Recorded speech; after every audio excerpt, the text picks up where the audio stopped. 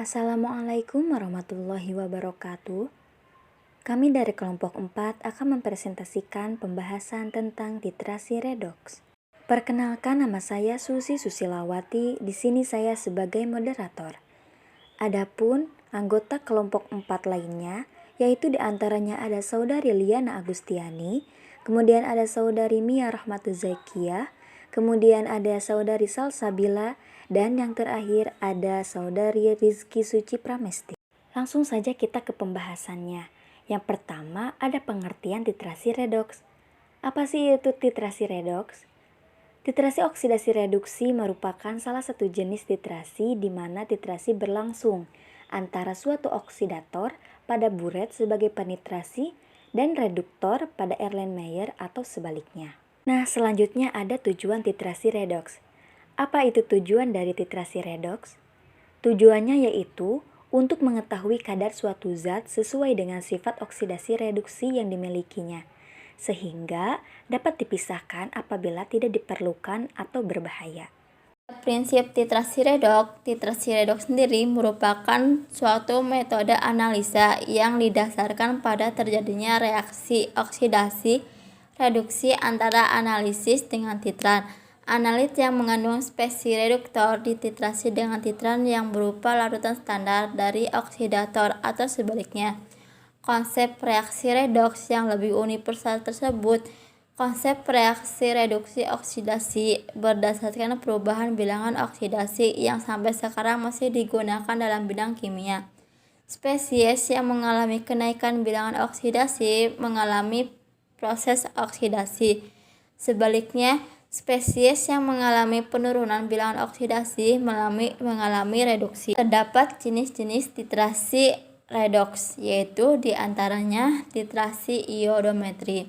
Titrasi iodometri sendiri merupakan reaksi-reaksi kimia yang melibatkan oksidasi reduksi yang dipergunakan secara luas oleh analisis titrimetri.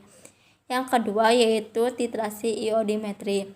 Iodimetri sendiri merupakan titrasi langsung dan merupakan metode penentuan atau penetapan kuantitatif yang pada dasar penentuannya adalah jumlah iodida atau I2 yang bereaksi dengan sampel atau terbentuk dari hasil reaksi antara sampel dengan ion iodida. Selanjutnya yaitu titrasi permangonometri. Permangonometri sendiri merupakan titrasi yang dilakukan berdasarkan reaksi oleh kalium permanganat atau KMnO4.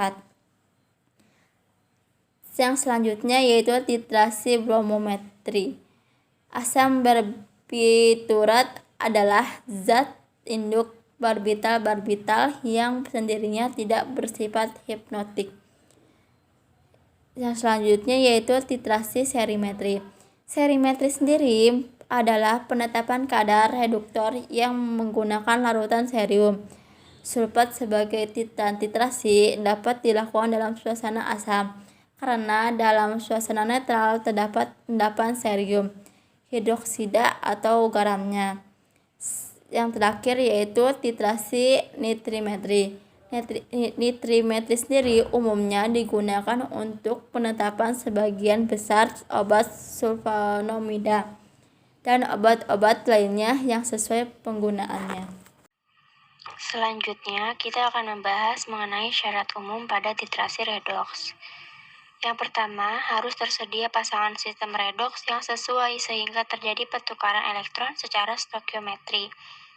Yang kedua, reaksi redoks harus berjalan cukup cepat dan berlangsung secara terukur. Kesempurnaannya harus 99%. Yang terakhir, harus tersedia cara penentuan titik akhir yang sesuai.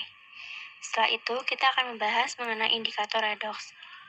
Indikator redoks adalah senyawa indikator yang berubah warna pada perbedaan potensial tertentu.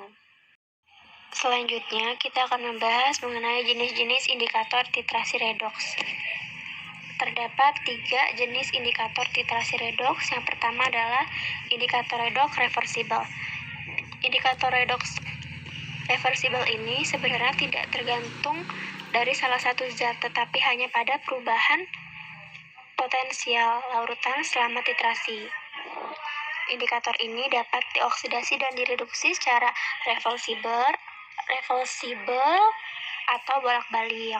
Yang kedua ada indikator redox irreversible. Indikator ini berubah warnanya karena oksidasi dari oksidator. Sifatnya ini tidak dapat berubah kembali seperti semula. Indikator ini digunakan pada titrasi bromatometri. Contoh yang sering digunakan yaitu methyl red atau MR dan methyl orange atau MO.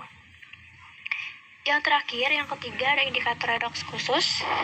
Indikator khusus yang bereaksi dengan salah satu komponen yang bereaksi. Contoh indikator ini yang paling terkenal adalah amilum. Ini untuk membentuk kompleks biru tua dengan ion triiodida.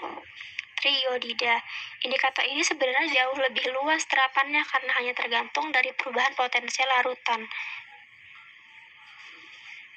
Pemakaian indikator ini tidak terpengaruh oleh naik turunnya bilangan oksidasi ataupun potensial larutan, melainkan berdasarkan pembentukan kompleks dengan iodium. Setelah itu, kita akan membahas mengenai syarat dari indikator redox. Indikator harus bisa mengalami reaksi reduksi atau oksidasi dengan cepat. Indikator harus dapat mengalami reaksi redox reversible dengan cepat sehingga bila terjadi penumpukan massa titran atau analit, maka sistem tidak akan mengalami reaksi oksidasi ataupun reduksi secara gradual. Contohnya adalah indikator redox ferrointis, iron sulfat yang biasanya dipakai untuk titrasi besi dengan Ce, di mana bentuk teroksidasinya ini berwarna biru muda dan bentuk tereduksinya ini berwarna merah darah. Dengan syarat reaksi tidak melibatkan ion polyianotomik seperti CrO42- dan tidak melibatkan ion hidrogen. Saya akan membahas tentang indikator yang digunakan pada penentuan titik akhir titrasi redox. Pada penentuan titik akhir titrasi redox, terdapat 3 jenis indikator yang dapat digunakan. Yang pertama yaitu indikator redox. Pada indikator redox, warna bentuk oksidasi berbeda dengan warna bentuk reduksi. Lalu yang kedua terdapat indikator eksternal. Pada indikator eksternal digunakan bila indikator internal tidak ada. Dan yang terakhir terdapat indikator spesifik. Indikator ini digunakan saat zat bereaksi secara khas dengan salah satu reaksi dalam titrasi menghasilkan. Penerapan titrasi redox yang pertama yaitu penerapan dalam bidang farmasi, yaitu untuk menganalisa kandungan vitamin C atau asam askorbat dalam suatu sampel obat. Yang kedua yaitu penerapan dalam bidang industri, yaitu pada penentuan sulfit dalam minuman anggur dengan menggunakan iodin, atau penentuan kadar alkohol dengan menggunakan kalium dikromat. Yang ketiga yaitu penerapan dalam bidang pangan dan pengawasan mutu makanan, yaitu pada penentuan bilangan peroksida dalam minyak goreng bekas pakai atau minyak jelantah.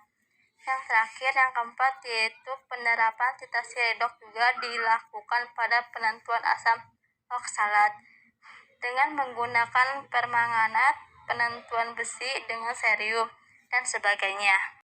Lalu terdapat bahan obat yang dapat dianalisis dengan titrasi redox. Yang pertama, dengan titrasi iodimetri, kita dapat menetapkan kadar asam askorbat.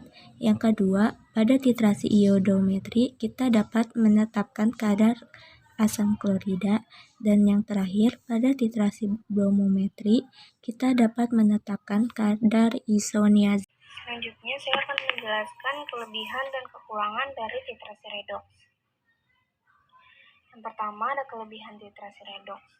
Pada titrasi permanganometri ini lebih mudah digunakan dan lebih efektif, karena reaksi ini tidak memerlukan indikator. Hal ini dikarenakan larutan KMnO4 atau kalium permanganat sudah berfungsi sebagai indikator. Kemudian ada kekurangan dari titrasi redox. Apabila percobaan dilakukan dalam waktu yang lama, larutan kalium permanganat pada buret yang terkena sinar akan terurai menjadi MnO2 atau mangan dioksida, sehingga pada titik akhir titrasi akan diperoleh pembentukan presipitat coklat yang seharusnya adalah larutan berwarna merah rosa. Penambahan KMnO4 yang terlalu cepat pada larutan seperti seperti asam oksalat atau H2C2O4 akan menyebabkan reaksi antara MnO4- dengan Mn2+. Penambahan KMnO4 yang terlalu lambat pada larutan seperti asam oksalat mungkin akan terjadi kehilangan oksalatnya karena membentuk peroksida yang kemudian terurai menjadi air. Sekian yang dapat kami presentasikan. Mohon maaf bila ada kesalahan dan kekurangan. Wassalamualaikum warahmatullahi wabarakatuh.